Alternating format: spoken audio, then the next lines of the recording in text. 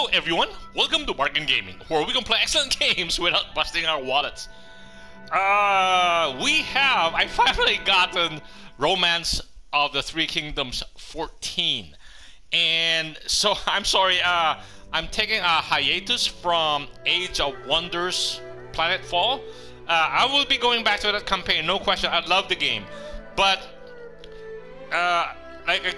somebody very precious, two people very precious in my life gave me this game for my birthday, and I have to show my great appreciation for the gift by playing it ASAP. That's a good reason though, although personally I cannot wait to play any RTK4 games, Romance of the Three Kingdoms games. So, in the last few hours, I did the tutorial. The tutorial allows us to do...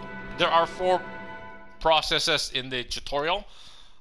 So by completing each tutorial, we can...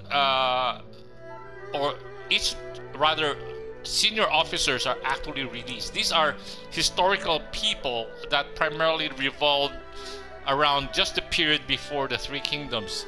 They are from the spring and autumn during the Zhao period, and also from the Qin dynasty period. Especially the guy in the middle, Bai Qi. This is the guy who actually massacred or buried alive 400,000 Chu, I think, troops after they surrendered. He is crazy ruthless. So again, this is Romance of the Three Kingdoms 14.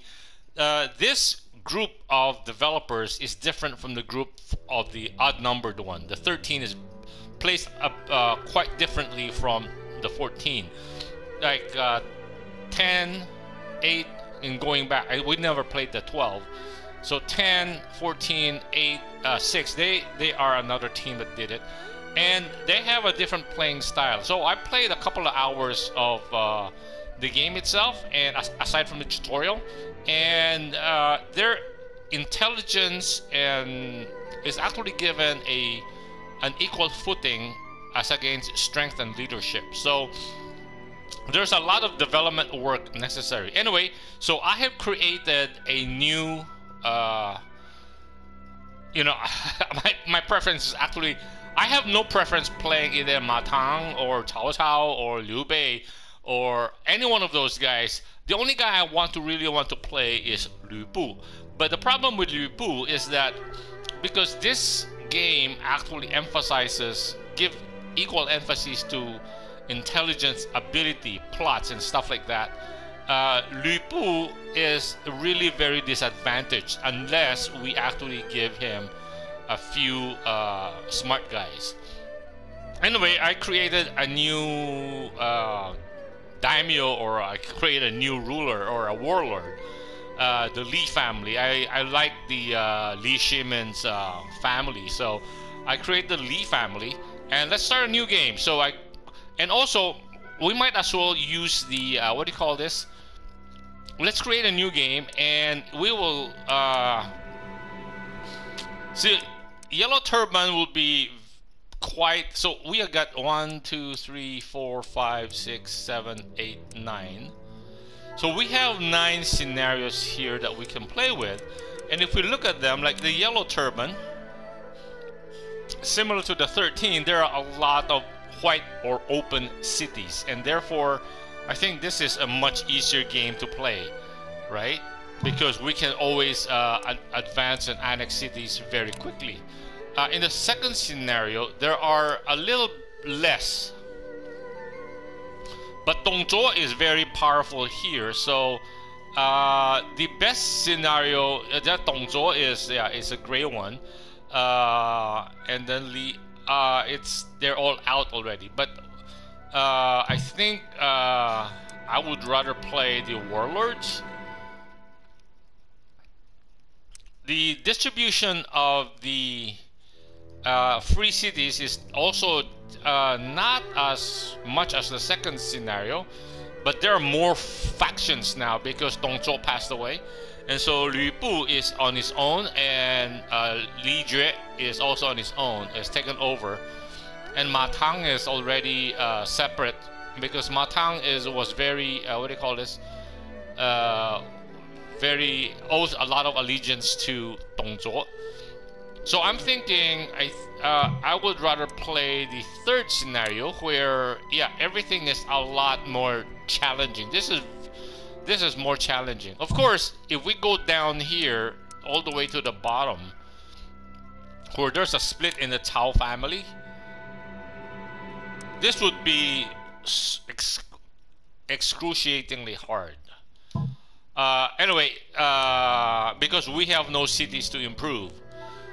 Even the second to the last one would also still be very hard. So anyway, this is a game tutorial. We're trying to learn how to play this game. So let's just start with the hardest initial one. And let's introduce original officers. So press square. And we will press X. We select all. Okay.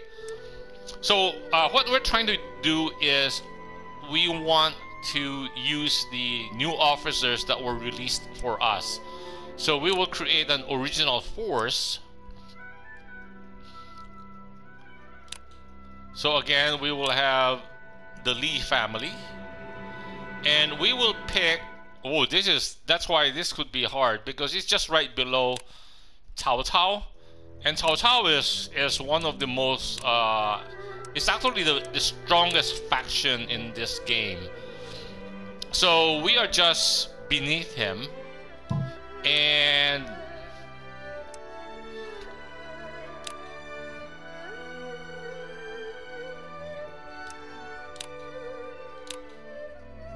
we will just okay, we'll pick the purple color, and we will assign all the created officers, or all the officers that we were given by the tutorial, and some of the created officers that I did not realize they will be available. So okay,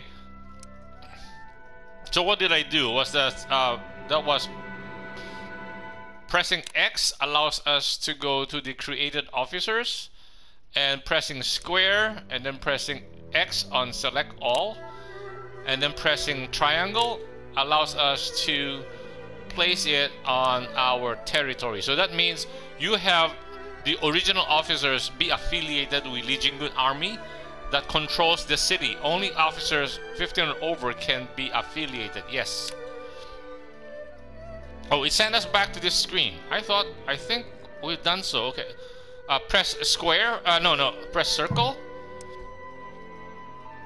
I think this is it, right? I don't want cancel original position. Initialize. No. I think let's just press triangle. Okay.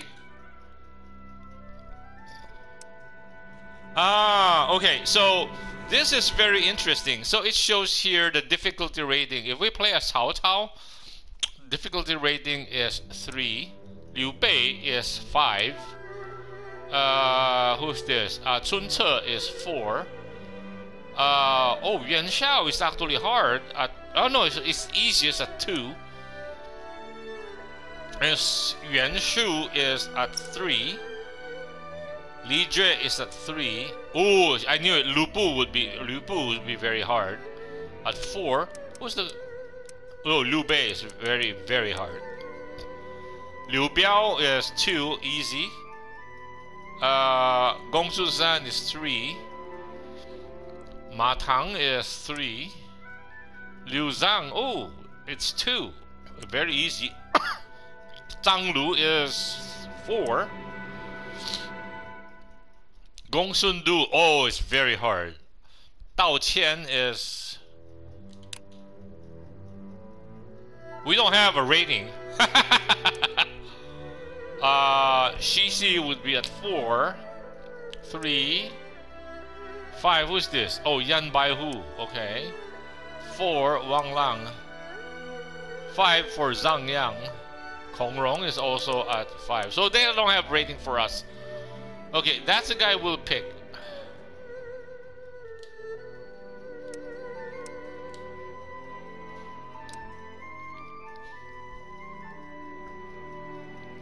Okay.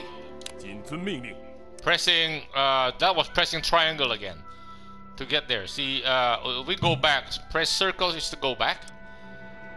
So we have picked this one, and then we press the triangle. So we put the difficulty at normal. Again, hard here is that they just keep sending stuff against us, you know, like all kinds of, or the enemies attack indiscriminately. Auto, yeah. So historic events will activate. Soldiers heal normally. Suggestions, yes. Yeah, we're brand new, right?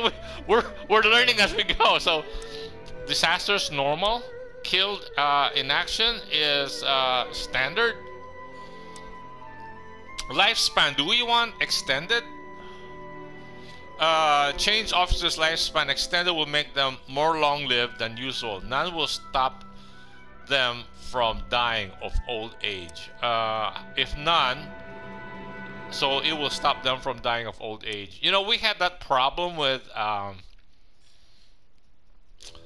most games. Yeah, as soon as it took a while to struggle, like against the Wizugis, against the in Nobunaga's ambition, and then as after we got them, or Motonari Mori, after we get them, then they die. It's like, that's very, very anyway, this is we're playing a what do you call this, a fictional scenario, although we want to watch the story activate.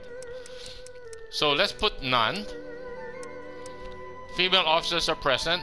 Free officers spawn in original cities. Okay, let's go ahead. I can't really wait. Okay, so supplies, yes. City, yes. Press triangle, okay.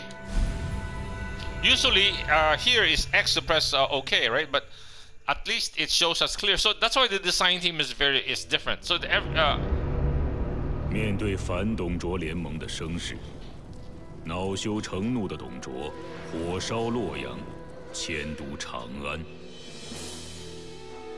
董卓在长安依然不知收敛，倒行逆施，最终因迷恋绝世美女貂蝉而死于吕布之手。另一方面，联盟军此时早已土崩瓦解，诸侯各怀私心，开始了权力斗争。在河北，袁绍夺取冀州，稳固了势力，增强了自己对战幽州公孙瓒的实力。在中原，曹操收编了青州黄巾军，实力大增，但在徐州之战时遭遇突袭，被吕布夺走了兖州。诛杀董卓后，吕布被李傕等人逐出长安，四处漂泊之后，把目标瞄准了兖州。在江东，孙策向袁术借兵，胸怀亡父的遗志，开始了自己的霸业。汉兴平元年，战乱愈演愈烈。Okay, so even the presentation, it's very similar, at the same time it's very different. Sun Tse, they called my late father Sun Jian the Tiger of Jiangdong, and what am I doing with my life? Again, this is X, just to go on to the next one. Unable to even succeed my father, will I just end up being an underling of Yuan Shu for the rest of my life? Zhu Ji, Sun Tse, please, do not be so hard on yourself. Oh, Zuji, I'm embarrassed you had to see me like this. No, I'm glad I learned you felt this way. Sun Tse, Lu Fan, okay. What do you think about borrowing some soldiers from Yuan Shu and raising your own army? Yuan Shu was ambitious for the imperial throne. I'm sure he would gladly lend you the soldiers if you put the Imperial Seal of Yongguo up for collateral. The Imperial Seal is a jade block, a block of jade that was used by the Emperor of the Qing, the Yellow Emperor, the one that united China. And every edict or every yellow edict that comes out has to have the Imperial Seal on it to represent that it's an Imperial edict. And so it has, and then after that, the Han continued to use the same Imperial Seal. So by the time of the Three Kingdom period, it has been recognized as the official Imperial Seal. So anyone who has that has some semblance of imperial authority, because they can use the seal to sign the edicts that they issue. So it's that Imperial Seal is actually very powerful. It's a very powerful political item. Borrow soldiers by putting the Imperial Seal of Yongguo up for collateral. I see. Yes, now is the time for decision. Let's bring this to Yuan Shu tomorrow. Yuan Shu was hesitant at first when Sun Ce requested his independence, but his opinion changed when he saw the Imperial Seal of Yongguo. Yuan Shu took the Imperial Seal of Yongguo and immediately gave his support to Sun Ce, and so began a new chapter for Sun Ce's life. Sun Ce, it all worked out. Now there is nothing tying me down. Yes, all that's left is to forge ahead. Who is that coming from over there? Zhao Yu. Oh, you! I heard you claim your independence. I've been waiting for this moment. I shall join you. This is the beginning of our era. We shall claim Jiangdong first and then the world. Okay, again, instead of pressing X, we press triangle to exit the screen. Now it comes to us. So the choice that we have about historical events happening, you know, as long as Cao Cao, Liu Bei, and Sun Quan or Sun Ce are available or have not been conquered, I think the historical episodes will occur. And also, so we'll see how far along we can go with this. This is our people. Li Jinggun, I have been waiting for you. Before we begin to carry out our strategy, let me explain our army's objectives.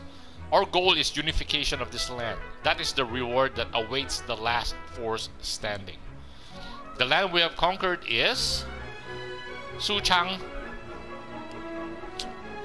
Like this, our territory is represented on the map through our colors. We can expand our conquered territory by moving our units, but improving our country through domestic affairs while sending our soldiers into a nearby core would be a good start. So we have to expand. We have to. Okay, now give me your orders. So this is our. Okay, so using the right stick, this is how we do. We can move it up and down. So it could be a little oblique or over top down, and then left stick allows us to move the map. So these are just controllers, and then if we press the left shoulder button and the right stick, we can go up. We can back off, or we can move forward. So we can have a closer up view of our land. That's as close as we can get. And then again, pulling back on the right stick while holding L1, we can draw back and we can see the overview of the map. So there are not as many cities in this game as there was in the 14. So we have Cao Cao over here, that's Lü Bu, and this is Liu Bei, this is Dao Qian, this is Kong Rong, this is Yuan Shao, I think this is Zhang Yang, and this is Gong Sun Zan, this is Li Jue, and this used to be, this castle here is Luoyang, and there are two gates that protects Luoyang, and those are very tough gates. And this is Chang'an. What's this? Anding. So that's why there are less cities here. And this is Matang. Matang has Wu Wei and two cities, Tianshui This is Hanzong by Sang Lu, and this is Lian. Lian has Chengdu, Jiangzhou, Zidong. So he has 3 cities here. So in the past we were playing, in 13 we were playing a Jianing, and what's this other one here? Yunnan.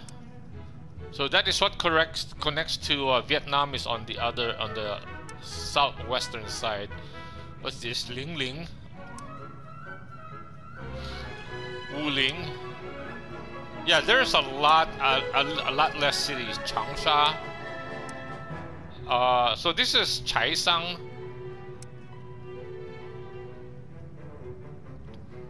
Okay, this is Chadu. Who controls this? Wang Lang. And then this is Yan Baihu, and who is this? Liu Yao. So Sun Ce is here. He'll be taking all of these. And then if we are not in the picture, Cao Cao will take all of these, the north, including Luoyang. And then he will absorb Liu Bei, and he will force Liu Bei to run over to Runan here, and then finally to Xinye over here. And then that's when Liu Biao gifted him all of his properties, which is all the way down here. So that is why he had a good chance. And then he was fighting with Sun Ce, and it forced him to move west into this area. So he controlled this area. This became Shu. This will be Wu. And then this would be Wei by Cao Cao. Anyway, so right now, that's the... Okay. Left shoulder, L1. And right stick moving forward. If you'll notice, we have the castle, and it is surrounded by like 6 districts. So in effect, this is actually a big medium-sized area, and then one is just next door.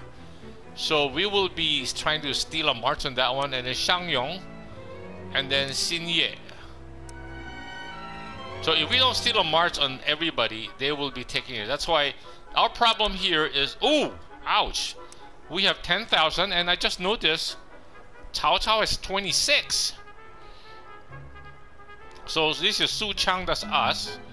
Watch Lu Bu. Lu Bu has 26, 28. So we are even worse off than Liu Bei. He has 14. Xiapi. This is Dao Qian. Wow. Xiao Bei. Beihai. Wow, we are the weakest together with Dao Qian. Jeez, this is not good. And we are also bordered on the southeastern side by this guy, Yuan Shu. I didn't realize he's such a power here. So this is based on history. It just makes a lot more sense. That's why. So we are actually being squeezed on the north by Cao Cao, and Yuan Shu has 30,000 troops. Even Sun Ce has 12,000. This has 23. Wow, we are really the weakest together with Dao Qian. Dao Qian. And these guys have 7,000, 7,000. Wow, he has like 5, 5, 15. He has like 17, or yeah. Jeez. Okay, so we are pretty weak, and okay, so the way this thing plays is that, and then at the top right corner it says that we have. It tells the turn. Actually, each month is broken into 3 parts: early June, mid June, and late June. And then we have 10 orders. Aside from that, so every action we make requires an order. So if we run out of orders, we cannot make any more actions. So all of these are like satellites of our. Anyway, we will discuss those as soon as we continue. Anyway, so all of these actually contribute to the central area. So these are like sectors or provinces or counties within our city. So let's say this is a province, so these are like counties that will contribute to our sector. And as the warlord, we have 10 orders that we can make. And a finer orders are by pressing square, we are given things like this. There are broken down appointments. In appointments, we are go into. Okay, I think let me cut the episode right here. Then we will in the next